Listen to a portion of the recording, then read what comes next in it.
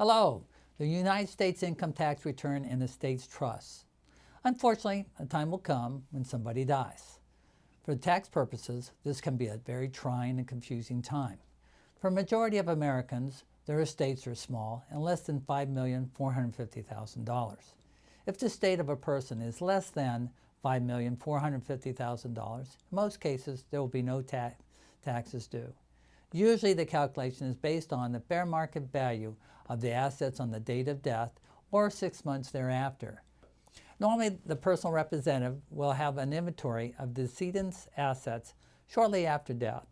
However, if extensive gifting has taken place before death, then a worksheet should be done to see if the lifetime exclusion has been reduced.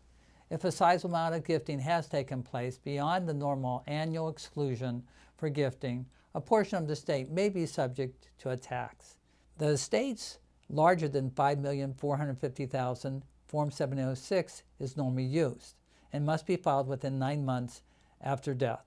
However, a fiduciary tax return may be due for an estate, and this is a different type of tax return.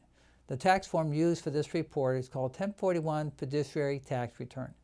After death, the income from interest, dividends, sale of assets, pension liquidations, IRA distributions, and other forms of income should be listed on this tax return.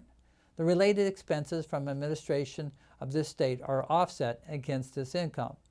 If there is a net taxable income, then the state can either pay the tax or distribute the net income to the beneficiaries to pay the tax. If a trust is involved, then many of the same calculations will be performed. Both the estate fiduciary return and the trust fiduciary tax return should be coordinated to avoid double reporting of income and expenses, dependent on the nature of the will and the trust documents on how complex these filings can become.